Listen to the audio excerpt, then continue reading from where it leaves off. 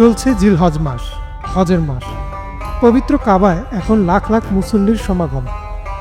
লাব্বাইক আল্লাহুম্মা লাব্বাইক ধ্বনিতে মুখরিত চারপাশ। তবে একজন মুসলিম হিসেবে আপনার মনে প্রশ্ন আসতেই পারে যে কবে থেকে শুরু হয়েছে হজ, কোন নবী প্রথম হজ পালন করেছিলেন?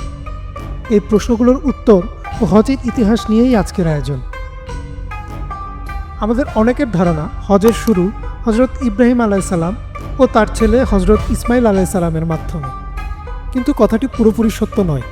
হ্যাঁ, এটা সত্যি যে বর্তমানে আমরা হজের যেসব নিয়ম বা আনুষ্ঠানিকতা পালন করি তা হজরত ইব্রাহিম আলাইসাল্লামের নিয়ম। তবে হজ শুরু করেন আমাদের আদি পিতা হজরত আদম আলাইহিসসালাম ও আমাদের আদিমাতা হজরত হাওয়া আলাইহিসসালাম।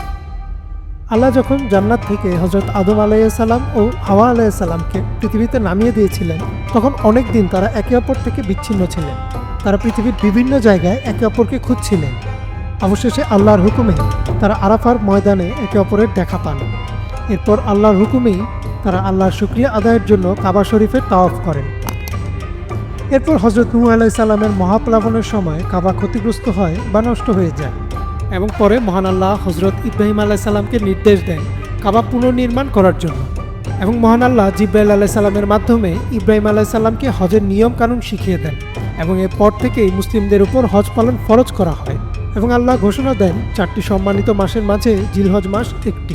এক বর্ণনায় উল্লেখ রয়েছে যে কাবা পুনর্নির্মাণের পর আল্লাহ ইব্রাহিম আলাইহিসসালামকে নির্দেশ দেন তিনি যেন পুরো বিশ্ববাসীকে হজের জন্য ডাকেন। তবে তিনি বুঝতে পারছিলেন না কিভাবে পুরো বিশ্ববাসীকে হজের জন্য ডাকবেন।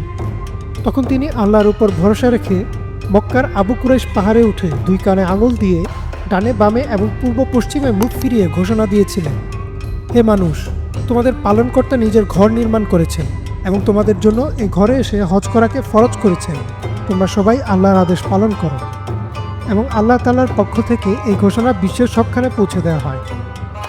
বর্তমানে আমরা হজের যে আনুষ্ঠানিকতা পালন করি তা মূলত ইব্রাহিম আলাইহিসসালামের শেখানো আনুষ্ঠানিকতাই। মানবী হজরত মুহাম্মদ সাল্লাল্লাহু আলাইহি ওয়াসাল্লাম তার বিদায় হজের ভাষণে বলেন, অন্ধকার যুগের সব কৌলিন্য বিলুপ্ত করা হলো, শুধু কাবাঘরের তত্ত্বাবধান ও হাজিদের পানি পান করানো ছাড়া। আজকের পর থেকে তোমাদের ভূখণ্ডে শয়তানের উপাসনার ব্যাপারে সে নিরাশ হয়ে গেছে।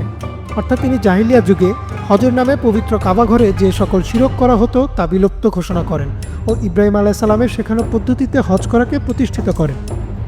সেই থেকে আজ পর্যন্ত পবিত্র কাবায় একইভাবে হজ পালিত হয়ে আসছে, এবং কিয়ামতের আগে যখন কাবা শরীফ ধ্বংস করা হবে তার আগ পর্যন্ত এইভাবে পালিত হবে।